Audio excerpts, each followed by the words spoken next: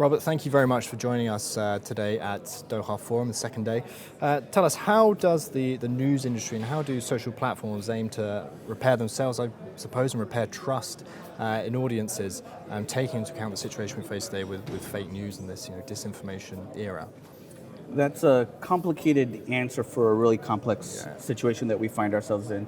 There's a lot of variables to unpack there, from the platforms to the political climate, to obvious misinformation campaigns. What I would focus on in terms of rebuilding trust and loyalty is really news organizations reinvesting and re-engaging with the communities they say they aim to serve.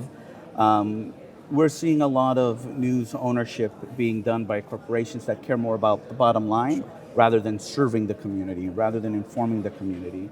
And we're seeing shifts potentially that are showcasing how having community events, having pop-up events, high-touch events between a news organization, between a journalist and the community, the diverse communities, that has a lot of success in terms of breaking down those barriers of distrust, rather than labeling me as a journalist someone with an agenda, someone with a biased point of view against yours, to someone who's a human being who lives in the community and is trying to serve the community. That works on the local level, regional level. On the national level, there are other challenges there. But it's not an easy solution. It's not going to be overnight. And how has the commercialization of the news industry compounded some of these issues when you consider that news outlets do need to think a little bit like a business and have that commercial mindset just to survive, and you consider the competition that's available now? How has that commercialization affected the issue? Again, a lot of factors there. Something to think about is that newspapers pre-internet were known as ATM machines. Literally, you were printing money. And because of that, a lot of newspapers started to buy other newspapers and put on debt. Sure. They were slow to adapt to technology, slow to adapt to the internet, right? Craigslist came and replaced all the classifieds in newspapers. That's not Craig's fault. It's newspapers' fault, these organizations, for not being nimble or innovative to embrace these things. We see that narrative happen again, not only with the internet, but with social and mobile. And with my work, I focus on emerging technology. So with augmented reality, virtual reality, the news industry is slow to adapt, slow to embrace these opportunities. And so they're slow to embrace that, and therefore slow to capitalize that and make revenue opportunities there. But again, the challenge is ownership. They're often gutting the newsroom that is their bread and butter to make a viable product. They often value real estate over the news product. They often value the bottom line over, again, connecting with that community.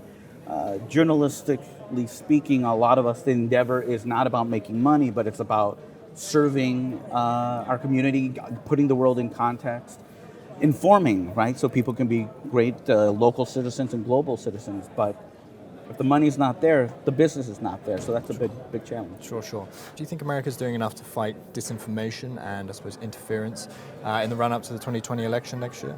Well, it depends on how you're defining America. And is it the politicians? Is it the platforms? Is it the newsrooms? I would say across the board, they're all doing a not great job, right? We have politicians right now, regardless of your political point of view, that are disagreeing on facts in terms of the Russians, undermining the election, or is it the Ukrainians? Facts show one is clearly not the other. You have platforms that make initiatives, announcements for initiatives, promise to do better, to pay for their sins, and then not follow through. I've seen that in Facebook. You're seeing opportunities with Twitter saying, we're not going to even touch it. No Twitter, no political ads on Twitter, right? And then in journalism, there is this epidemic, this problem where people are doing false equivalencies, both sides. There are two sides, so two sides must be equal. That really undercuts the whole point of what we do, to say, climate change is real. Let's not have a debate about it. It is real.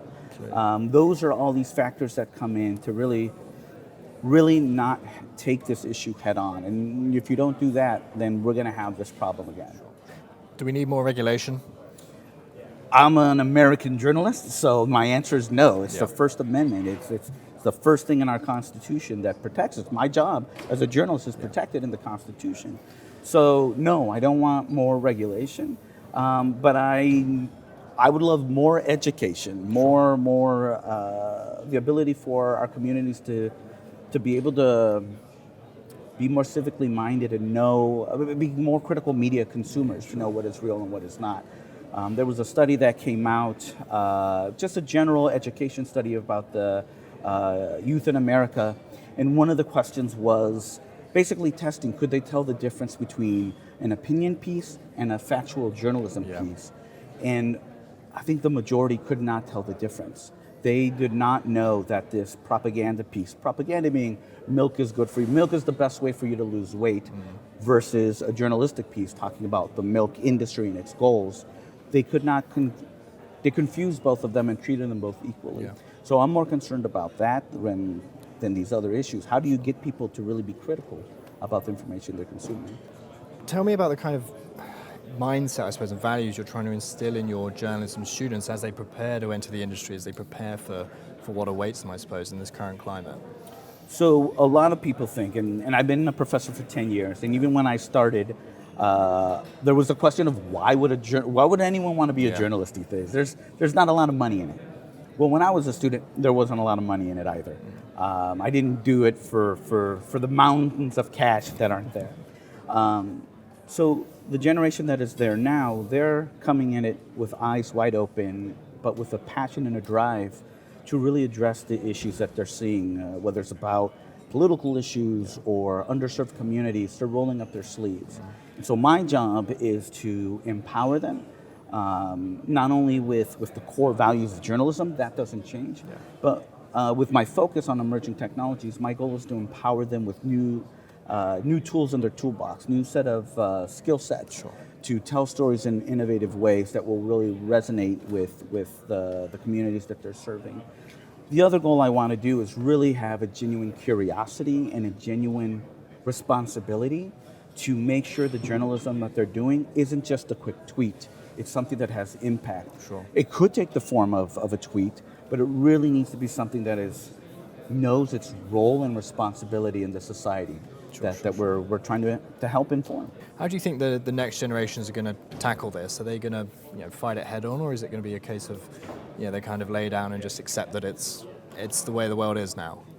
It's a pendulum that goes back and forth, and I can't predict which way they're going to go. But if there's any indication in terms of Gen Z, the latest generation, they're really stepping up. They're stepping away from social, Facebook in particular. Granted, they're going to something like TikTok, which has a whole bunch of issues as well. But they're a lot more open, a lot more engaged.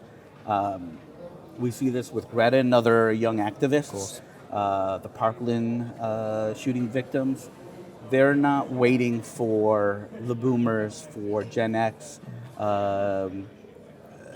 Gen Y, millennials to step up, because we haven't. So they're really doing that. They're really stepping up. And it's a new type of energy and leadership that I haven't seen in my lifetime that makes me hopeful for the future. Amazing. Robert, thank you very much.